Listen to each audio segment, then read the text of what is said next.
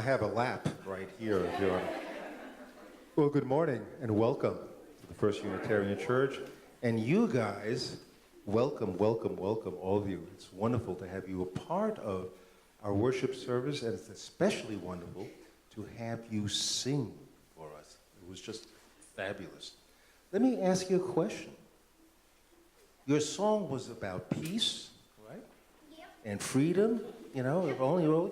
What can we do besides, if we want peace, what can we do besides just sing about it? What else can we do? Yeah. We can talk about it. Yeah. Show it. By being peaceful yourself, you can show peace. Yeah. Yeah. Go ahead. You can raise your hand for peace. Go ahead.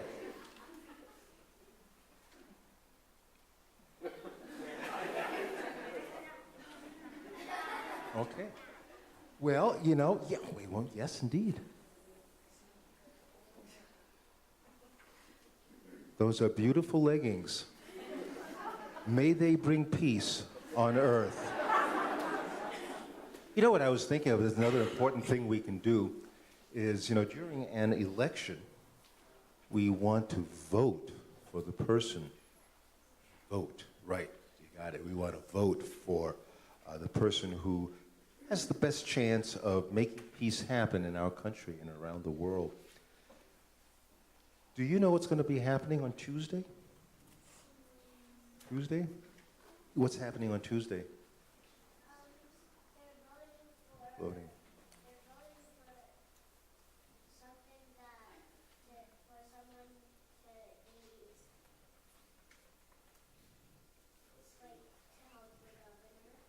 Voting for someone to help the government. Yeah, right. And we're voting for Congress. We're voting for a whole lot of things. Yeah. What are you going to be voting for?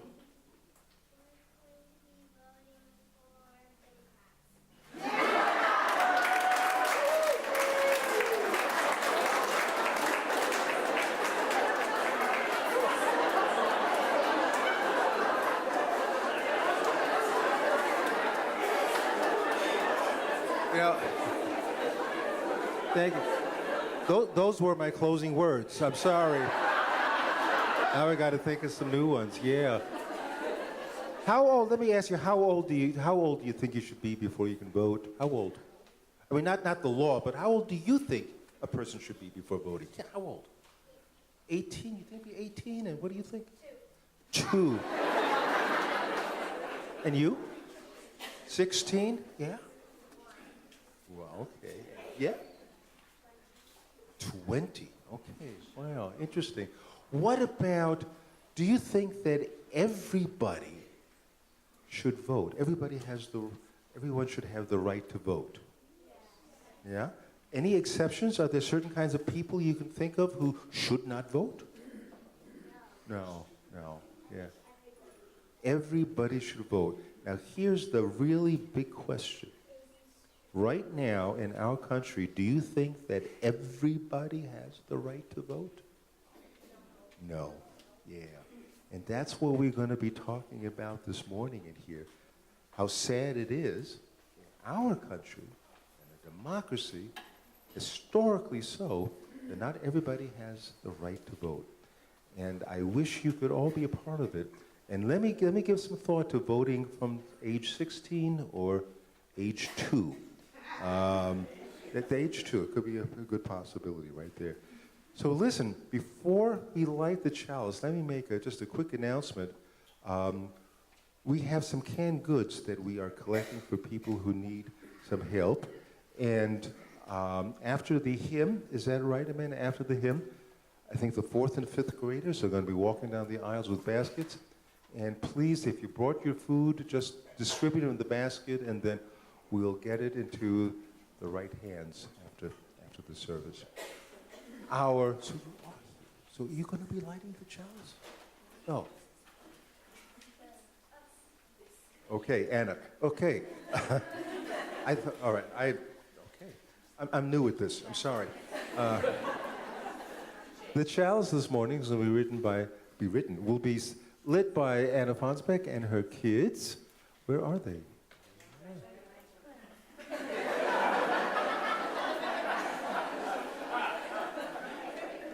When you go light the chalice? Okay, go ahead, Annie. Go ahead.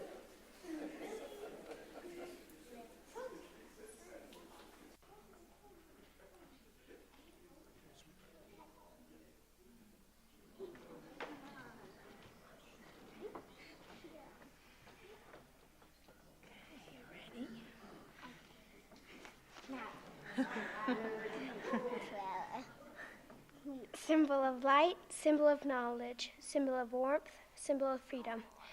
We light this chalice as a symbol of our faith. Here we gather to celebrate hope and the infinite possibilities of love. Clara, that was great. Do you want to strike it? Here, I'll strike it. You light it.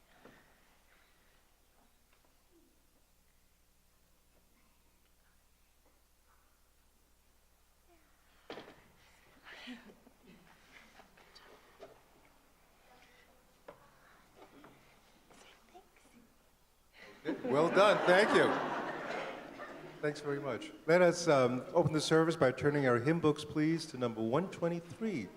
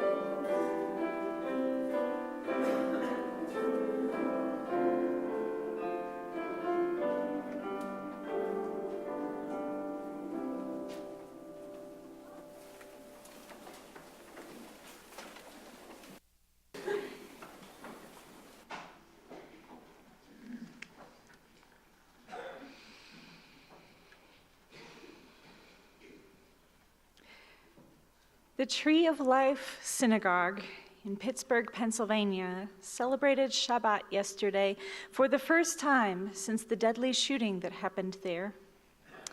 I learned a couple of days after the shooting that it actually happened in Mr. Rogers' neighborhood, that Fred Rogers had lived in Squirrel Hill, just 3 blocks from the synagogue.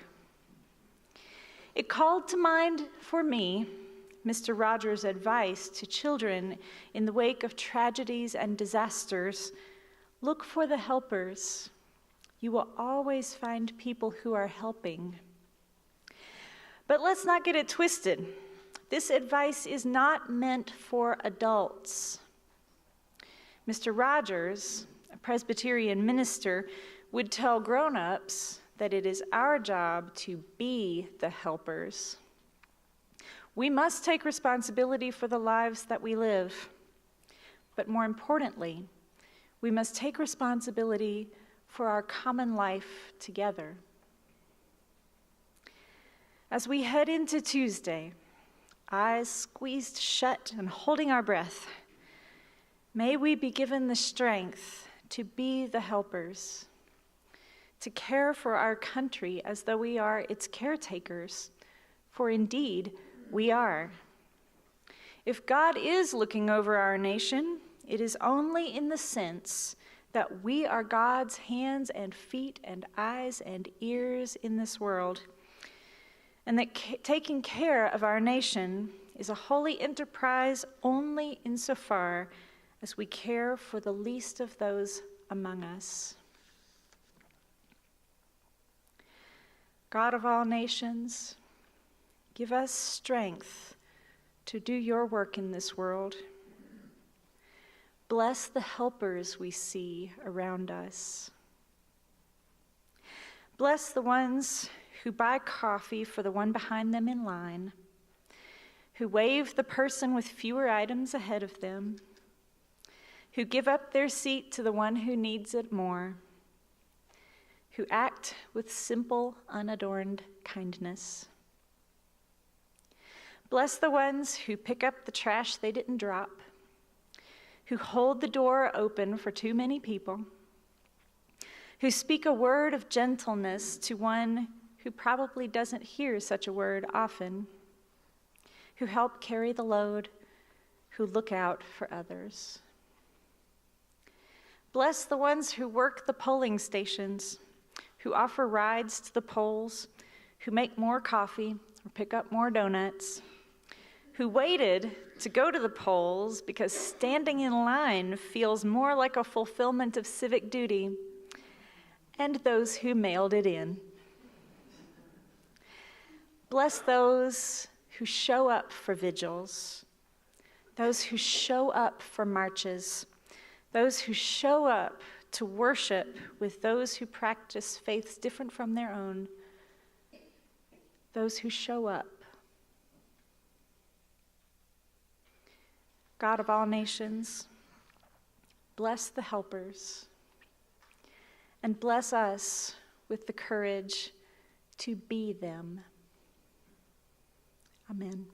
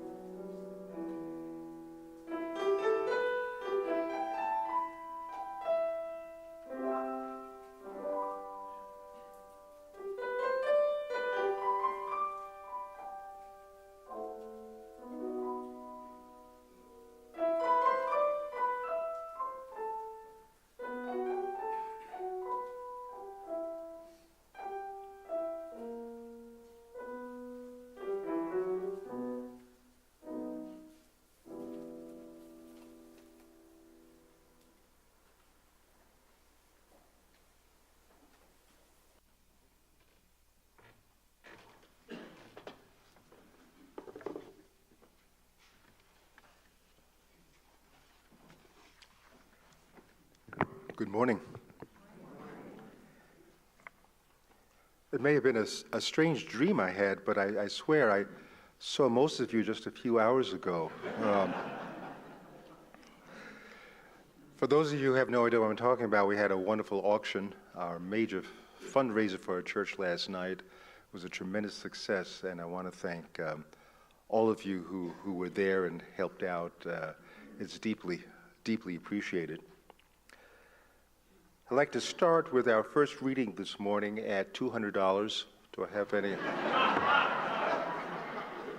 A little bit of a hangover, I guess. Our reading is by Jelani Cobb, who is an African-American staff writer for The New Yorker. And although we are all very, very conscious of the fact that there is voter suppression going on in our country, there's some here, there's some there, Jelani Cobb does a really good job putting it all into really one basket and making us see a thread, somehow connecting the dots, that this voter suppression is not an isolated thing, but it's really a virus that is permeating our country. By the way, I'm going to speak in a hushed voice this morning because I have, as David will attest, a pretty bad cough, and if I speak like a Catholic priest as opposed to a Baptist minister, I have it under control, I think, a little bit.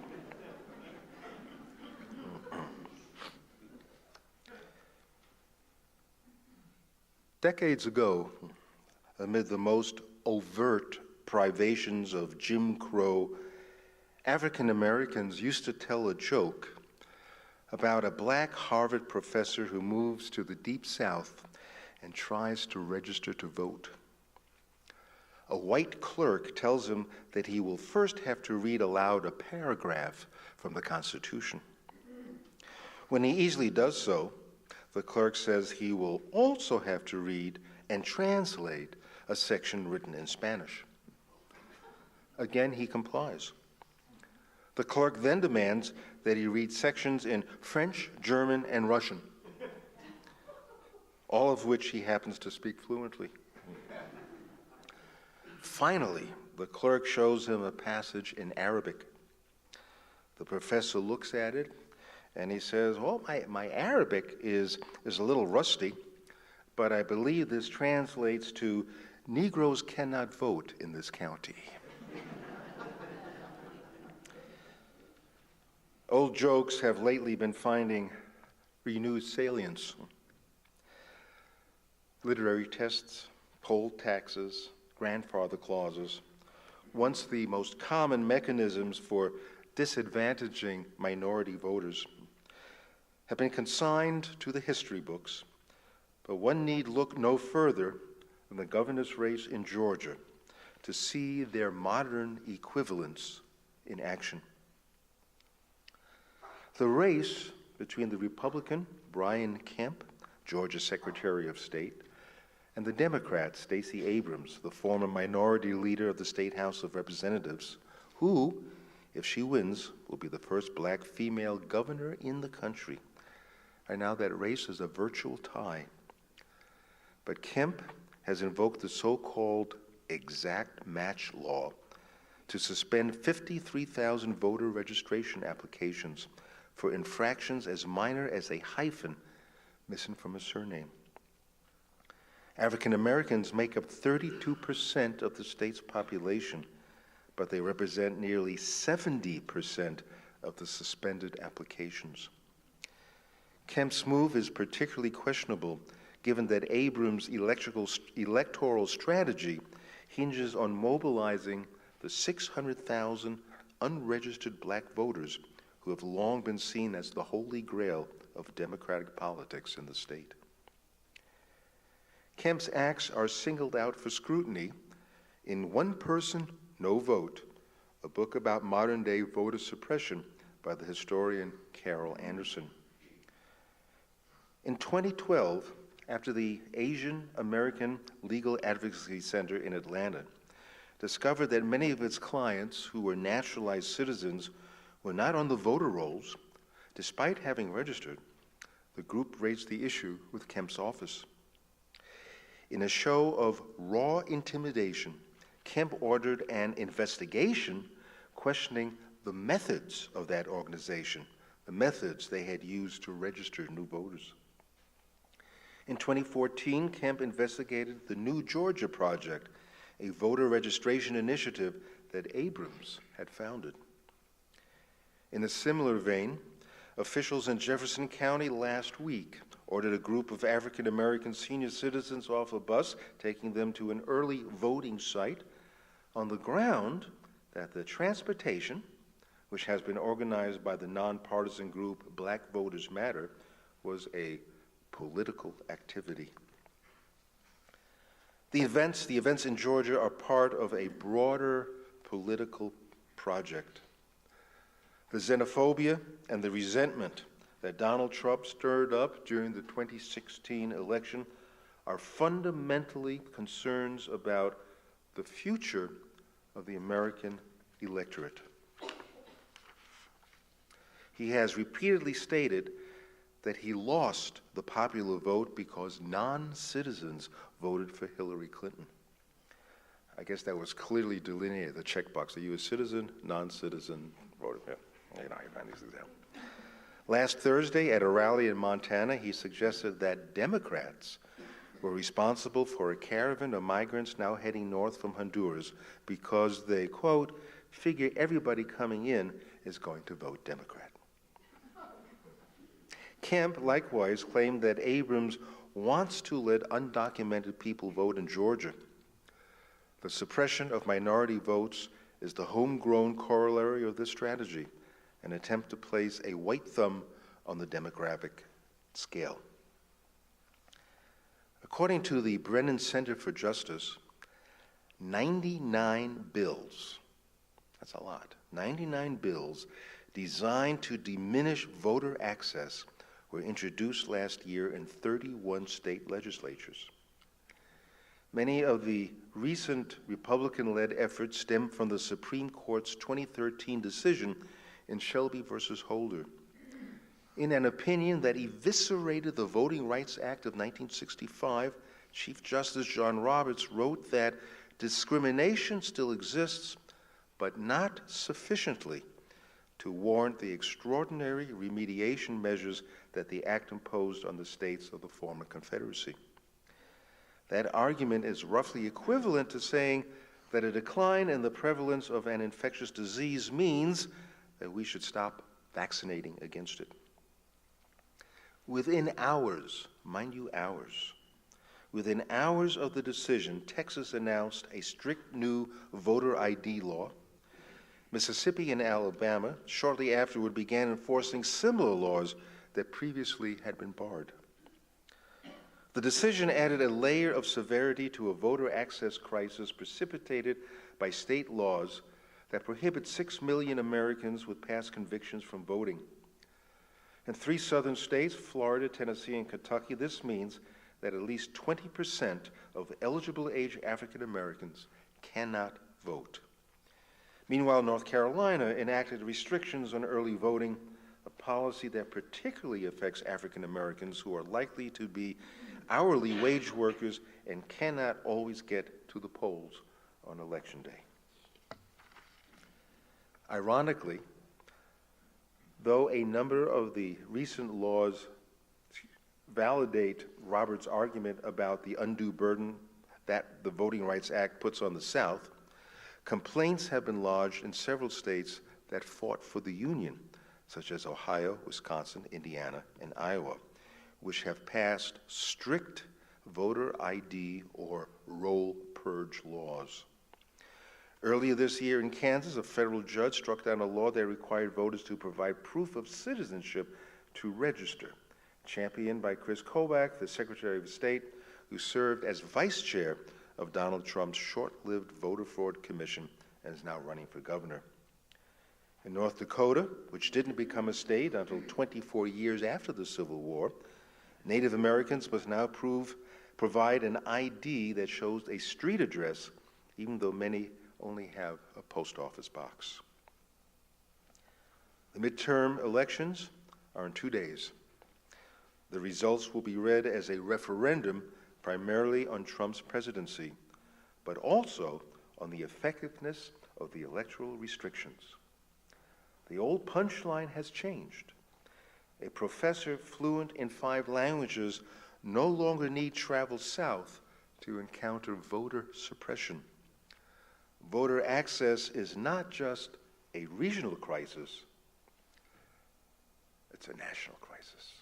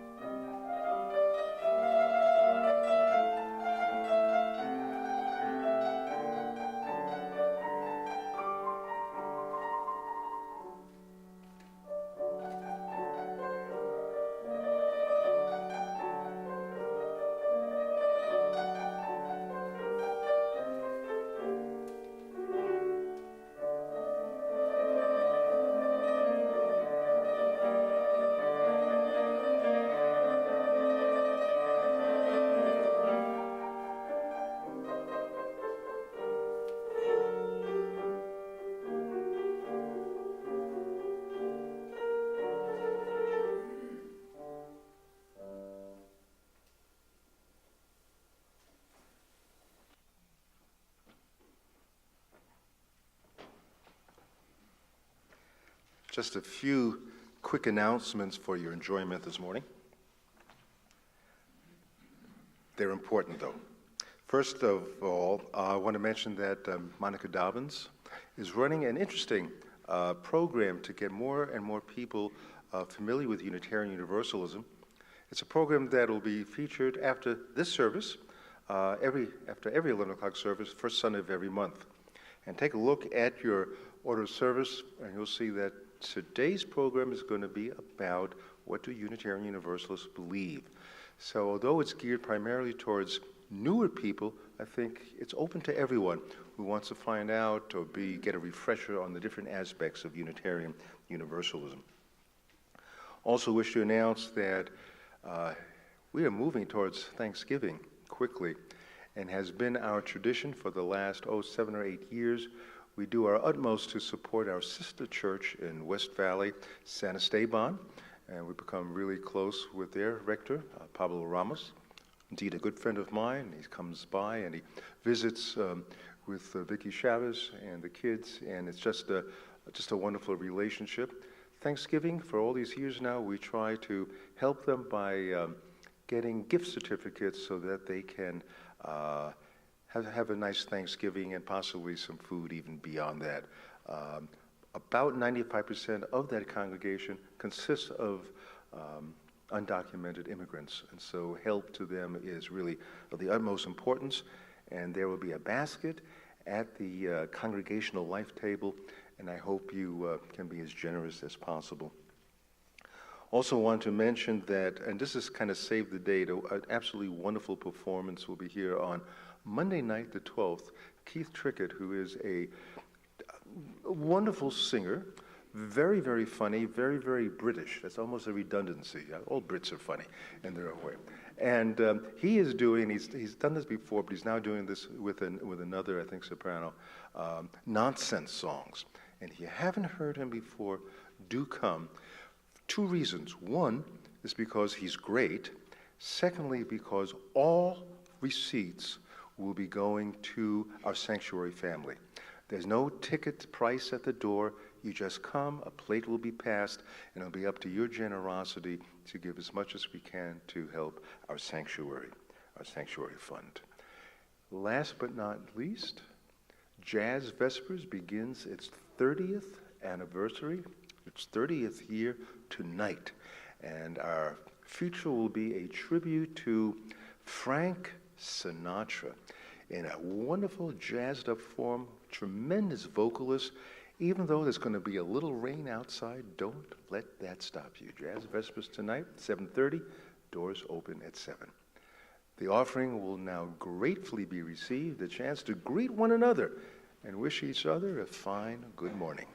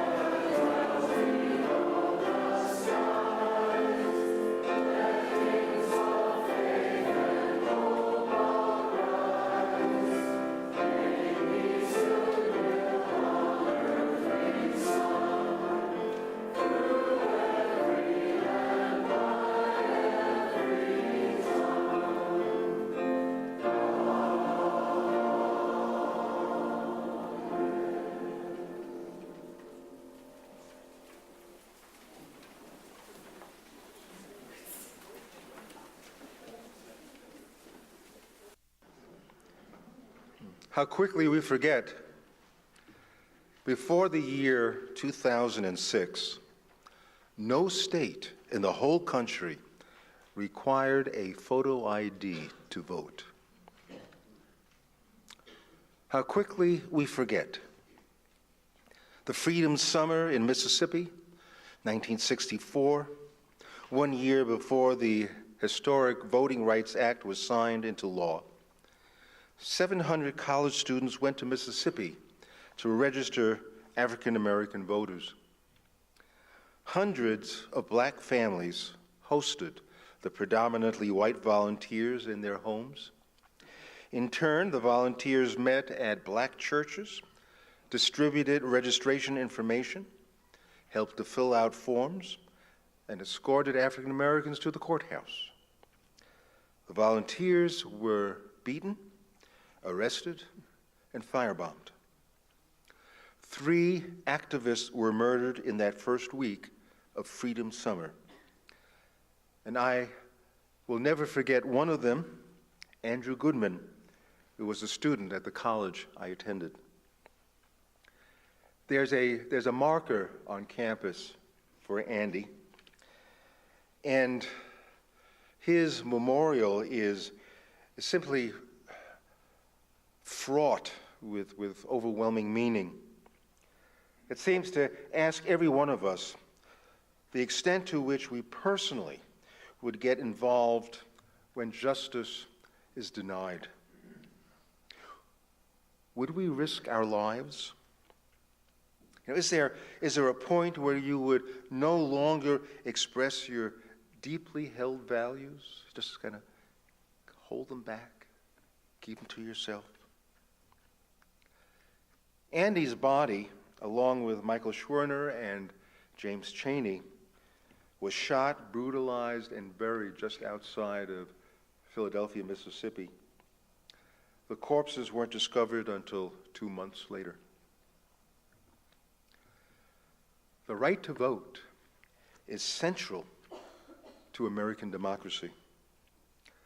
But chipping away at access to that right has been a central electoral strategy for Republicans. We feel it most acutely in this election, as efforts to suppress minority voters are so brazen. It's in your face exclusions from the voting booth, sanctioned by leadership at the top. We are stunned when learning how difficult it is for America's minority population to vote in 2018. When 53,000 eligible voters get purged by the Board of Elections in Georgia alone, it sends a chill down my spine. A suppression master plan is boldly emerging as the response to the voting age population becoming less white and more African American and Latino. In 1992, non-white voters made up 13% of the American electorate. 20 years later, that number had more than doubled to 28%. The growing share of the electorate favored the Democrats, although we wonder, where are they? Gerrymandering really seems to work, we realize today, but also Democrats failing to respond to the needs of minority voters has also rightfully taken its toll. In 1980, Paul Weyrich, a founder of the Heritage Foundation, addressed a group of conservative clergymen in Dallas, and he said, could it be more blunt? I don't want everybody to vote. He goes on, our leverage in the elections, quite candidly, goes up as the voting populace goes down. His message was clear and was heated. Voter suppression is undeniably necessary to deliver conservative victories in the elections. The well-rehearsed campaign to spread fear and outrage began mostly 2 years ago in earnest. Voter fraud. Voter fraud became the rationale for tightening a noose around our democracy. Voter fraud is pure fabrication. The president, who put together his own task force to uncover evidence of voter fraud, had no choice but to dismantle the task force because they found zero evidence. And believe me, they tried. But as in any nation which seeks autocratic control, the strategy to eliminate democracy, the strategy used, the key strategy, is to lie over and over again. Lie until the truth is drowned out. Lie until no amount of evidence could convince anyone otherwise. Lie until there is no other narrative. Today, voter fraud is feared on the same scale as immigrants being rapists and terrorists wanting to take away our jobs. Voter fraud is taken as truth, as much as gay and transgender people wanting to undermine the sanctity of marriage and God. And the new narrative proclaims that environmentalists want only to destabilize the economy. As global temperatures rise and fierce storms gather, say the lies louder, over and over again. And what happens? It becomes the normative narrative. We may have forgotten that Dr. Martin Luther King Jr. was present when Lyndon Baines Johnson signed the Voting Rights Act into law in 1965. After witnessing the signing, and King, Lucky King, received one of the 50 pens used to sign the bill, LBJ turned to King and said, "Go home. Your work is done now. The time for protest is over." King was not about to go home. He knew, intuitively, somehow, that the blessings of goodwill did not suddenly enter the hearts of white America. White America still knew how to count votes and do what was necessary to tip elections into conservative columns. The Voting Rights Act was signed into law because the denial of the black vote reverberated around the world. It was bad press everywhere, especially because this injustice was magnified by black citizens protesting in peaceful and nonviolent ways.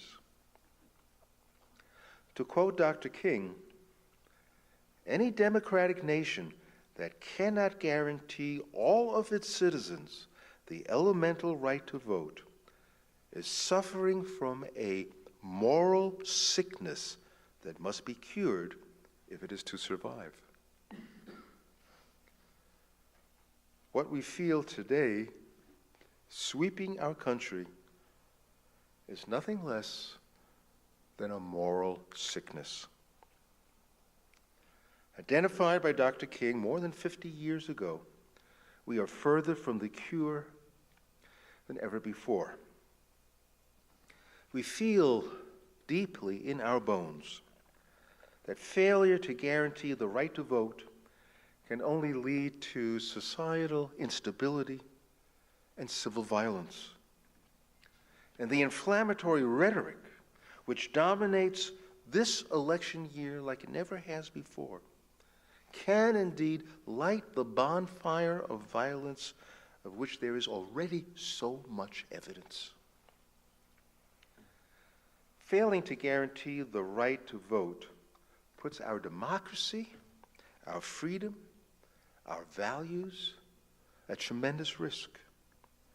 How can we speak with any moral authority these days? The denial of the vote not only deprives black citizens of their constitutional rights, but far worse, it degrades them as human beings. Degradation, something that people of privilege don't think about much because they really don't have to. But just imagine for a moment degradation as a personal experience, demeaned, devalued as a human being. This is all fully entwined in denying access to the right to vote. Now, Dr. King, known more for his oratory and his activism and fortitude and perseverance, he was also a great student of philosophy. In addition to being influenced by Gandhi and Thoreau and the great thinkers in the nonviolent movement, King studied Hegel, Nietzsche, Marx, but probably the philosopher with the most influence on Martin Luther King was Immanuel Kant.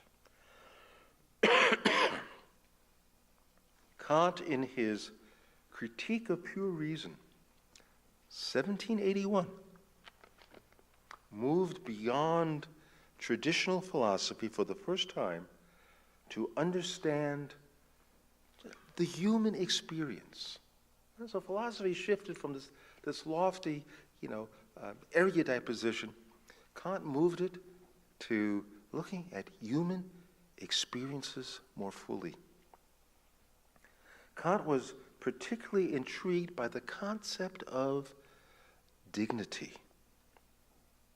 And he was really the first to kind of put it on the table right there for everyone to examine. A little closer scrutiny about dignity. What's that all about? He writes that all persons have a dignity that makes them equally worthy of respect. Dignity is the right of a person to be valued and respected for his or her own sake and to be treated ethically.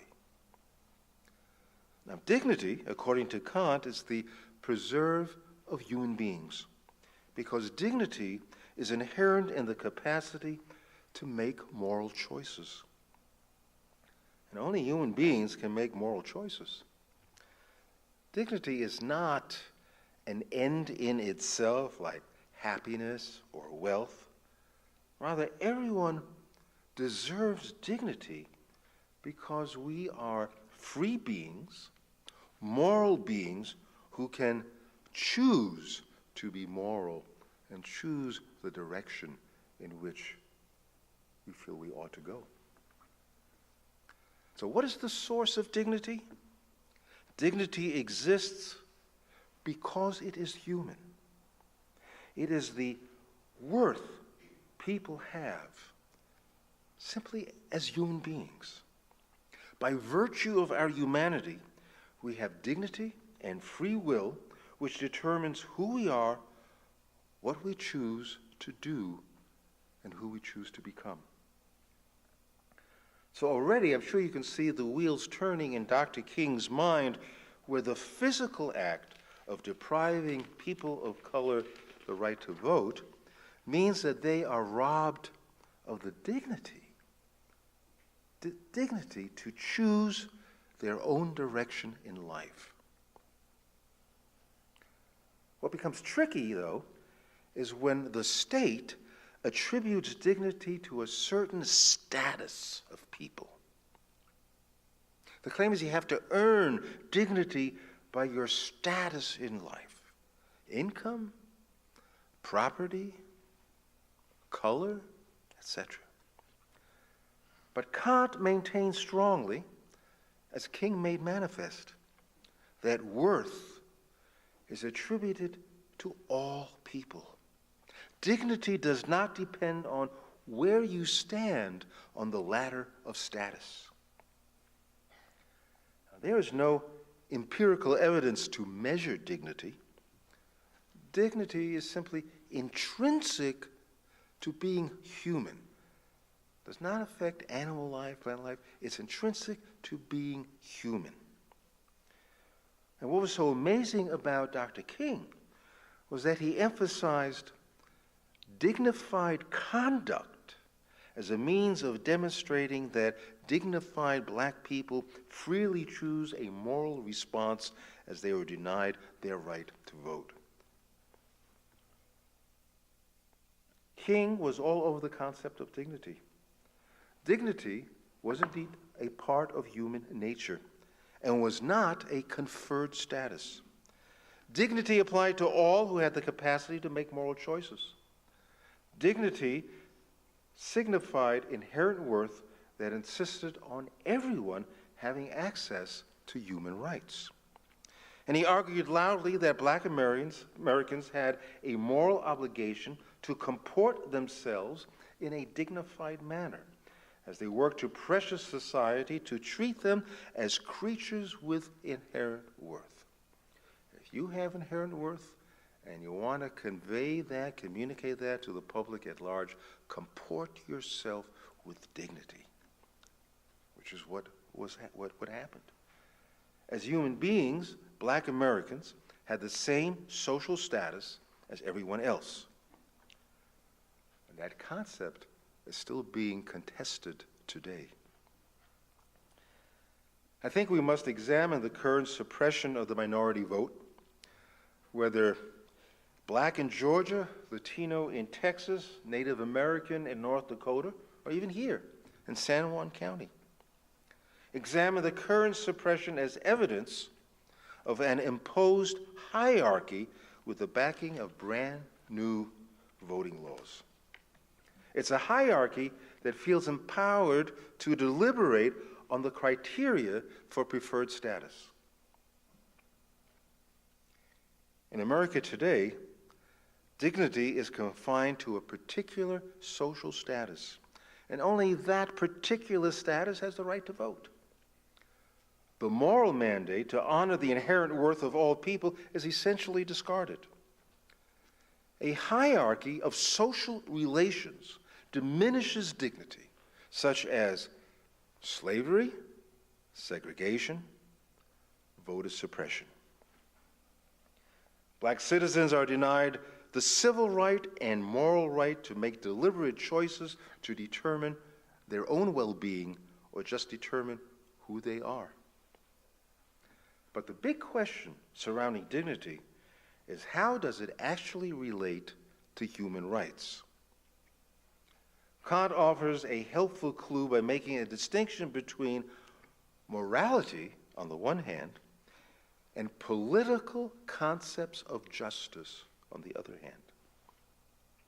The philosopher John Rawls took it to the next level. He said that there was foundational moral law, where mostly religion offers insight and kind of molds who you are, and you would have different foundational perspectives if you were raised Catholic or Jewish or, for God's sake, even Unitarian. You have different perspectives. But then there are also political conceptions of justice, where a society practices cohesiveness by following not the religious doctrines and influence, which are so varied, but paying attention to secular doctrines found in the Constitution, Bill of Rights, Declaration of Independence. And John Rawls underscores the concern that for political conceptions of justice to be valid, we need, and it's his phrase, and it is so apt, we need an overlapping consensus. So you may be Muslim or pagan or Presbyterian or whatever, but you still need to have a sense, and a widely divergent sense, of what justice actually means, what dignity means, what rights must be enforced so that the society can function as a whole. Now, in this country especially, which is anything but monolithic, in our democracy widely diverse, we must find that consensus, that overlapping consensus, if we are to survive as a democracy. Now, Kant said it perfectly. Human rights are a political concept. In other words, you won't find human rights in foundational moral law. No religion outlines human rights. Instead, human rights arise from agreements about how society functions best. So I want to reiterate at this point what King said in the context of grappling here with dignity and human rights. Let me repeat, any democratic nation that cannot guarantee all of its citizens the elemental right to vote is suffering from a moral sickness that must be cured if it is to survive. We are experiencing today the dissolution of an overlapping consensus when it comes to political concepts of justice. Our foundational moral beliefs have taken precedence now, and thus we can barely sustain the political concepts of justice which are so desperately needed for a democracy. Now, we've heard this just abundantly, and we use the term ourselves when we say, oh, gee, our country is so divided. Yes. But what we're actually saying is that an overlapping consensus on human rights, crucial to the welfare of a flourishing society, has been dismantled by new leadership that prefers the single voice of a strong man to the voice of consensus. Being denied the right to vote cuts deeply and painfully into the sense of one's own dignity. Not feeling fully human, reduced to something other than a person. And that stems from when one's capacity to make more choices is eliminated from the specter of possibility. It's like, hey, no, you don't matter. You don't have any choices. Human dignity is the basis, the starting point in human rights. And that was the insight from Kant, from King, from John Rawls. And it's up to us, it's up to you and me to cure this moral sickness. And that's what Tuesday's election means to me, to restore dignity to all humankind. So be it. Can we conclude our service turning our hymn books, please, to number 160, 160.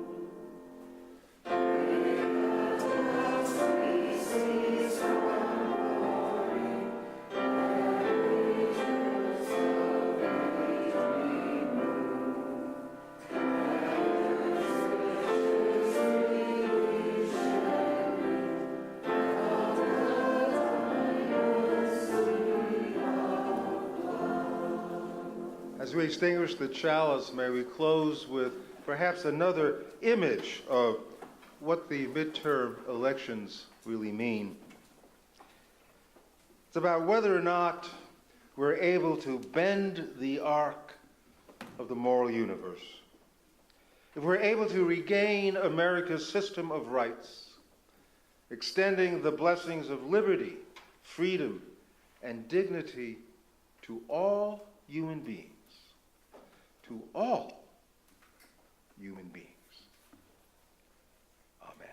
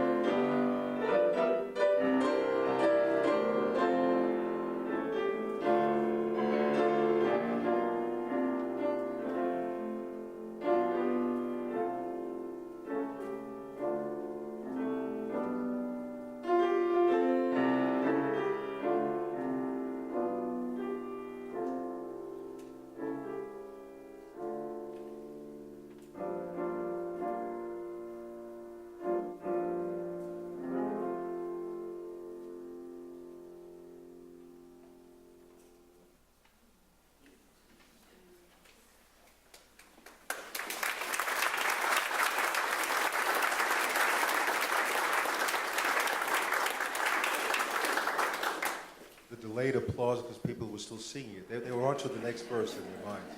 David, always the right touch. Thank you so very much. Quick reminder before we break for coffee and conversation, please stop by and look at possibly making a contribution to Santa Esteban.